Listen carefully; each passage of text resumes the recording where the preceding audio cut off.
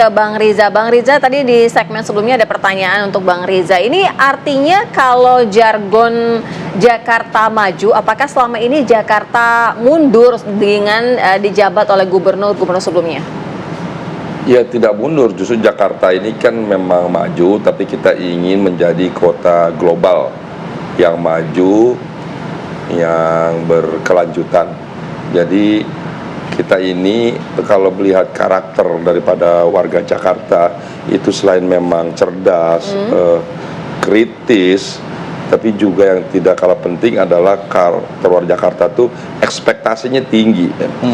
Jakarta memang sudah menjadi kota yang maju jika dibandingkan dengan provinsi-provinsi di seluruh Indonesia. Tapi kita ingin menjadi Jakarta maju sebagai kota yang global, kota internasional yang berdaya saing. Dan seperti Dubai gitu tadi? Ya, seperti kota-kota yang ada di dunia ya. Jadi pertama karakter daripada masyarakatnya yang selalu berinteraksi, terbuka, demokrasinya juga semakin baik, semakin cerdas. Kemudian juga masyarakatnya itu selalu memberikan pemberdayaan. Kita ingin memberikan kesempatan adanya pemberdayaan bagi masyarakat. Kemudian juga terjadi interaksi. Kenapa ada program diberikan bantuan 100-200 juta setiap RW, itu tidak lain tujuannya agar kalau ada uang di situ maka warga di setiap RW itu akan berkumpul, berinteraksi, diskusi, dialog, kira-kira uang ini untuk digunakan apa, hanya dibikin gapura, dibikin taman, kemudian tempat belajar, berdiskusi, atau tempat olahraga, apapun itu, sehingga warga terjadi interaksi, dialog, diskusi. Tapi kalau itu dibilang anggapan sebagai suatu program yang muluk-muluk, Bang, bagaimana? Itu tidak muluk, karena bantuan 100-200 juta itu kurang lebih cuma 550 miliar ya setahun ya. Kita punya APBD itu tidak kurang dari 83 miliar. Jadi itu sangat rasional ya. Jika dibandingkan hanya RT dan RW saja, yang selama ini kan RT dan RW saja yang mendapatkan gaji, warganya dapat apa? Uang ini bukan dibagikan untuk warga, tapi warga setidaknya punya tanggung jawab yang besar bagaimana bertanggung jawab terhadap lingkungannya di tingkat RW. Sehingga sekarang RW akan hidup, akan berkembang, akan lebih baik, akan maju. Bayangkan ada 2.741 RW mendapat bantuan semua, setiap warga itu sekarang bergerak, berdiskusi, ingin berpartisipasi, ingin terlibat aktif agar setiap RW-nya itu menjadi lebih maju, lebih bersih, lebih rapi, lebih keren. Itu contoh yang kecil. Baik, kalau dari Mas Adi sebenarnya melihat begini, apa yang sudah disampaikan sesuai dengan jargon, kemudian visi dan misi. Nah, paling tidak apa sih sebenarnya yang paling dibutuhkan warga Jakarta? Apakah yang sudah disampaikan ini memang benar-benar yang dibutuhkan, atau sebenarnya ada kebutuhan-kebutuhan lain yang lebih urgent? Kalau kita menggunakan masyarakat Jakarta itu dalam perspektif yang rasional, mereka ini adalah pemilih kritis, tentu perspektifnya dua hal. Pertama dari kualitas individual, jadi masyarakat Jakarta sebisa mungkin kualitas hidupnya itu meningkat, terutama di bidang ekonomi. Kalau hari ini pendapatannya 4 juta, sebisa mungkin pendapatannya bertambah, bisa 4,5 juta dan 5 juta teman, dan jumlahnya harus lebih banyak.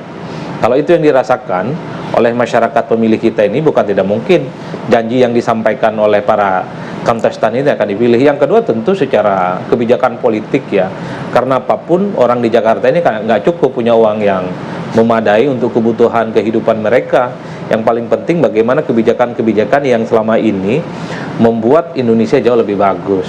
Soal macet, tentang polusi, tentang banjir, tentang kesemrautan, tentang disparitas antara yang jantung kota dengan pinggir kota, antara yang Jaksel dengan barat dan utara, itu kan jauh sekali pembangunannya.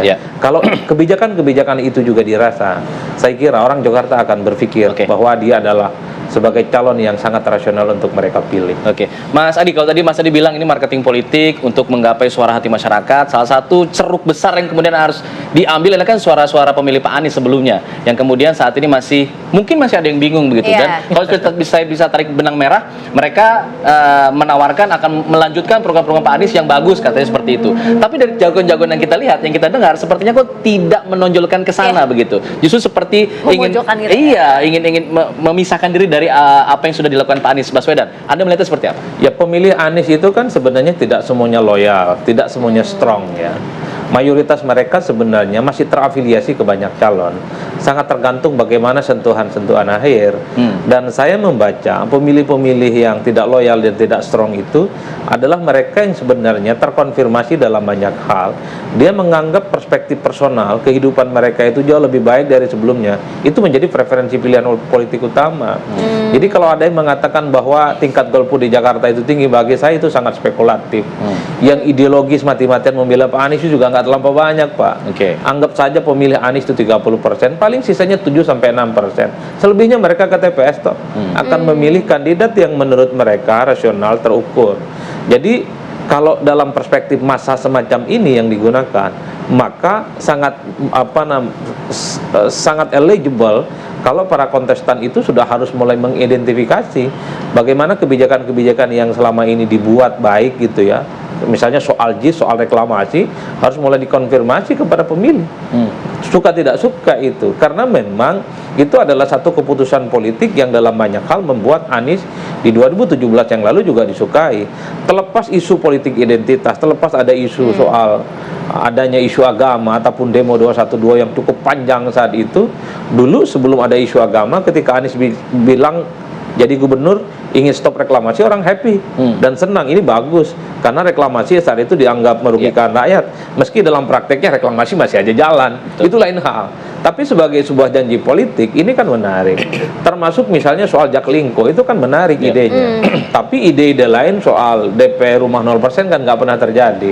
Artinya apa? Kebaruan-kebaruan ini sepertinya membuat kenapa warga Jakarta dalam level kebijakan juga mencari siapa sebenarnya pemimpin yang oke. Kang Emil itu bagus, dia bikin rumah di atas stasiun, itu bagus, Pak. Tinggal bagaimana ini dieksplanasi dan diterjemahkan supaya ini betulan terjadi, bukan hanya sebatas konsep, karena orang Indonesia nggak nyambung. Di Jakarta masih belum nyambung itu. Belum kebayang gitu kayaknya. Iya, ada rumah di atas stasiun, itu belum ada yang memikirkan, dan itu menurut saya cukup bagus. Begitupun misalnya dengan kebijakan-kebijakan Pramono dan Rano Karno. Misalnya soal sekolah swasta gratis, itu harus diterjemahkan tuh. Sekolah-sekolah yang internasional yang hanya segelintir orang bisa mengakses, orang kampung nggak, saya ingin sekolah di tempat itu bisa gratis, kan luar biasa, Pak. Mimpi juga kita sekolah yang kayak di Cilandak itu, ataupun di Binus yang ramai itu, Pak. Kan kita nggak sanggup sekolahkan anak-anak kita dunia internasional yang saya kira kapasitasnya memang di atas rata-rata. Ataupun Dharma Pangrekun tuh bisa tidak konspirasi internasional itu di tempat lain boleh, tapi di Jakarta tidak. Kan itu orang pengen tahu juga bagaimana konsepnya. Baik. Nah, kita ke Bu Siti dulu yang pertama. Janji politiknya siap ditagih, Bu. Sekaligus closing statement. Janji politik Iya, yang Ibu sampaikan tadi dari Mokon. Ya, memang kalau pas nggak ada masalah ya, nggak ada pandemik, kayaknya fine saja. Tapi begitu ada pandemik, mau membangun itu juga nggak jadi semua. Dan kita fokuskan memang pada keamanan. Jadi dengan keamanan itu pembangunan yang direncanakan semua tadi itu akan bisa berlangsung dengan baik. Berarti siap ditagih janjinya, kita memang tidak janji muluk-muluk. Jakarta itu bukan untuk yang wah, yang kalau masyarakatnya tidak happy, tidak bahagia, bahkan kadang-kadang ada suatu diskriminasi antara yang kaya dengan yang tidak kaya. Nah, ini yang Dharma Pangrekun yang akan bisa menengahin. Dan kami tentu saja untuk pendidikan segala macam itu kita juga pasti sangat senang kalau kita bisa menggratiskan ya, dalam arti kata, dalam tanda kutip. Sekarang banyak yang gratis, tetapi ternyata masih bayar ini bayar itu, dan belum ada yang gratis sama sekali. Lah ini yang mesti kita dalami bagaimana caranya mewujudkan bagaimana itu. caranya. Nah, coba mungkin yang punya programnya dijawab untuk sekaligus closing statement. Silakan Mas Haris. Ya, jadi kalau misalnya siap gak ditagih atau tidak, saya rasa Mas Pram dan Bang Dul merupakan sosok yang memiliki pengalaman panjang di bidang pemerintah dan bidang kebijakan publik ya.